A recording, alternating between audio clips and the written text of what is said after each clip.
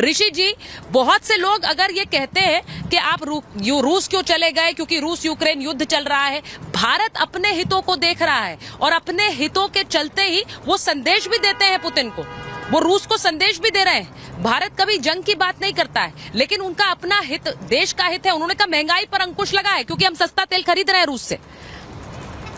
मेरा ये मानना है कि अभी रूस को हमारी जरूरत है, और रूस जिस प्रकार से विश्व पटल पे अलग थलग हो गया है, और ऐसे पोजीशन में आज भारत के प्रधानमंत्री रूस गए हैं, उससे कहीं न कहीं एक मैसेज गया है।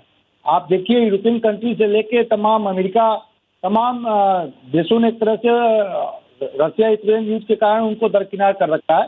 तो ये हमें देखना होगा कि रूस के चक्कर में कहीं हमारे जो अमेरिका और यूरोपियन कंट्री से जो रिलेशन है वो खराब ना हो जाए, इस चीज को देखना होगा। और मेरा सवाल एक भाजपा प्रवक्ता से है कि भाजपा के ही एक नेता हैं सुब्रमण्यम स्वामी, उन्होंने नरेंद्र मोदी जी के रशिया यात्रा पे सवाल उठाया है।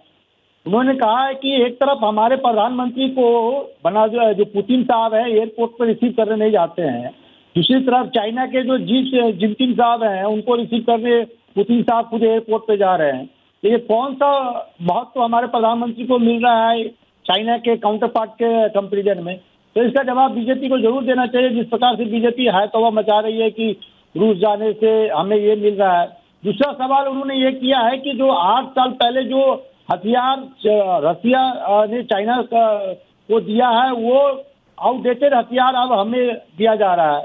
तो ये दो ऐसे सवाल खुद बीजेपी के नेता सुब्रमण्यम स्वामी ने अपने ही प्रधानमंत्री नरेंद्र मोदी पर सवाल उठाया है। तो इसका जवाब बीजेपी को जरूर देना चाहिए। जी देखिए, एक तो मैं ये सवाल गुरु प्रकाश जी से लूंगी। जीडी बख्शी बोलना चाह रहे हैं, लेकिन जहां तक हमें पता है शी जिनपिंग जब आए थे तो जो उनके डेप्यूटी प्राइम मिनिस्टर थे वो रिसीव करने गए थे। लेकिन ये जरा जानकारी दे दीजिए। जीडी बख्शी सर वो कह रहे हैं कि ये गलत है, वो सुब्रमण्यम स्वामी को कोट कर रहे हैं। गुरु प्रकाश जी आपके पास आ रही हूँ, लेकिन पहले जीडी बख्शी जी बोलना चाह रहे हैं। सर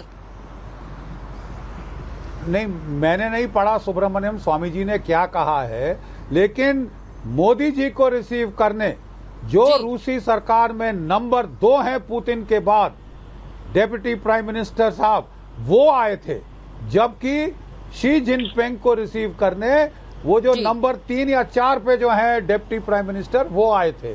लोग तो कमेंट कर रहे थे कि ये तो दर्जा हमारा डिप्लोमेटिक, सर उनका नाम दिमित्री चेरिशेंको है, और जो नंबर 2 पर है वो मातुरोव है, जो कल रिसीव करने आए प्रधानमंत्री को। जी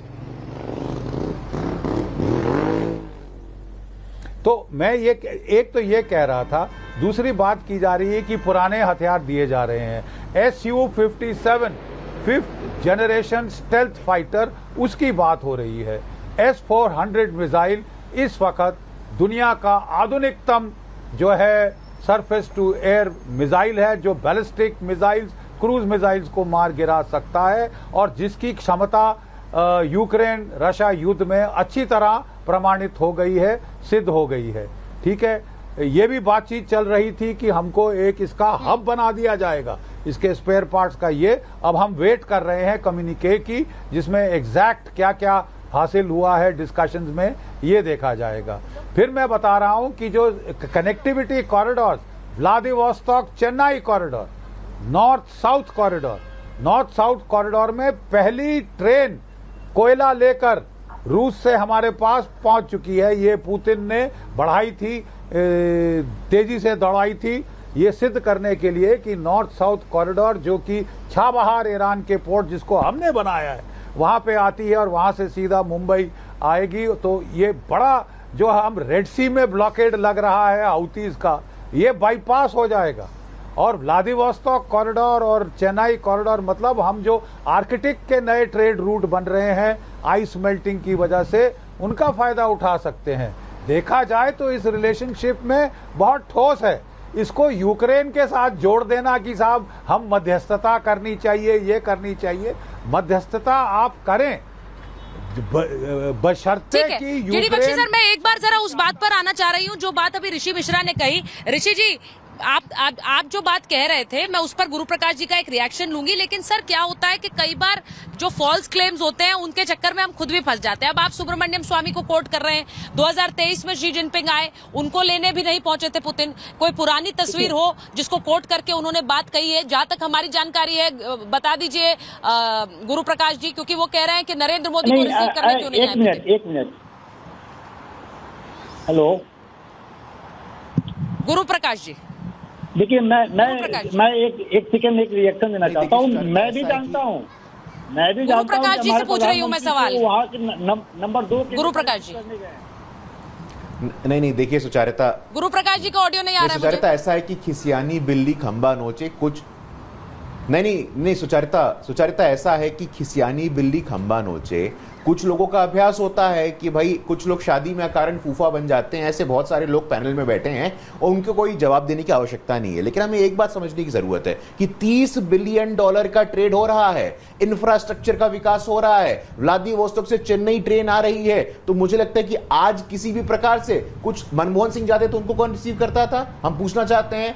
राहुल गांधी किस कैपेसिटी में चीन गए थे, हम पूछना चाहते हैं। तो मुद्दा ये नहीं है, आज मुद्दा संवेदनशीलता का है, आज मुद्दा भारत के बढ़ते कद का है। जब भारत का सम्मान बढ़ता है, श्री नरेंद्र मोदी जी के नेतृत्व में भारत का सम्मान बढ़ता है, तो कुछ लोग इस बात को स्वीकार नहीं कर सकते हैं, कुछ लोग इस बात को पचा नहीं सकते हैं। 5वीं सबसे बड़ी अर्थव्यवस्था से 3री सबसे बड़ी अर्थव्यवस्था बनने की तरफ है। आज वैश्विक मंच पे, वर्ल्ड स्टेज पे हर प्रकार से मोदी जी ने भारत के सम्मान को सुनिश्चित किया है। और मैं पुनः बोलना चाहता हूं कि जो हमारा संकल्प है, विश्व मित्र का संकल्प है, हम उसको पूरा करने में लगे हुए हैं। लगातार मिलेट्स की बात हो, एग्रीकल्चर की बात हो, डिफेंस की बात हो, कोऑपरेशन की बात हो, इंफ्रास्ट्रक्चर की बात हो, आज हर मोर्चे पे भारत का मान सम्मान बढ़ा है। तो मुझे लगता है कि इसको राजनीति के परे देखने की आवश्यकता है। हर चीज में अकारण राजनीति ला करके तू मैं करने से हम पूरे के पूरे पर्पस को डिफीट करते हैं, पूरे पर्पस को डाइल्यूट करते हैं। सुचारिता,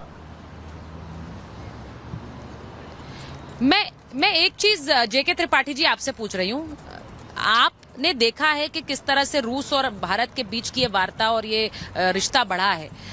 चीन की हम बातें करते हैं, क्या आपको लग रहा है कि भारत भी उन आर्किटेक्ट्स में से है जो इस वक्त एक नया वर्ल्ड ऑर्डर लिख रहा है? जब मैं ये नया वर्ल्ड ऑर्डर कहती हूं तो अमेरिका, यूरोप एक समय वो देश थे जिनके जैसे बनना चाहते थे, आज सब भारत के जैसा होना चाह रहे हैं। देखिए सुचित्रा जी, आप एकदम सही कर रही हैं। भारत भी आज के बदलते हुए या बनने वाले नए वर्ल्ड ऑर्डर का एक आर्किटेक्ट है। आपको याद होगा जब हम लोग G20 की अवधारणा कर रहे थे, जेके जी की आवाज नहीं आ रही है। हमने ग्लोबल साउथ की मीटिंग, जेके त्रिपाठी जी की आवाज नहीं आ रही है।